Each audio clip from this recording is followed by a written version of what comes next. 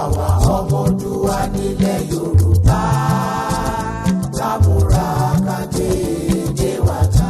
ìpàdé àpérò ọlọ́dọọdún ẹgbẹ́ akọ́mọlédè àti àṣà Yorùbá Nàìjíríà ìkejìdínláàdọ́ta irú rẹ̀ débọ̀ aláyọ̀ gbogbo ọmọ ẹgbẹ́ akọ́mọlédè àti àṣà Yorùbá Nàìjíríà ẹ̀ka ìpínlẹ̀ Ògùn kò ní gbẹ̀yìn o. alága ẹgbẹ́ Díákónì Tolú Àjàyí rèé ṣaṣáájú wa lọ ilé ẹ̀kọ́ gíga Federal Girls College Òwìnì Ọ̀yọ́ 2024 látọjọ́ kẹrin dọjọ́ kẹjọ oṣù kẹjọ 2024 yìí.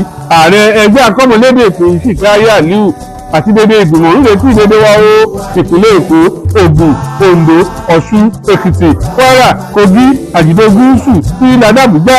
alága ìpínlẹ̀ Ọ̀yọ́ aya Fálàdé Yànjí ń perí tọ̀tẹ̀yà sọ́ńtò ààbò ìpéye ìyẹn pàtàkì ọ̀rọ̀ ó yá ká lọ ó yá ká lọ gbígbé èdè àti àṣà Yorùbá lárugẹ ló jẹ wá lógún o.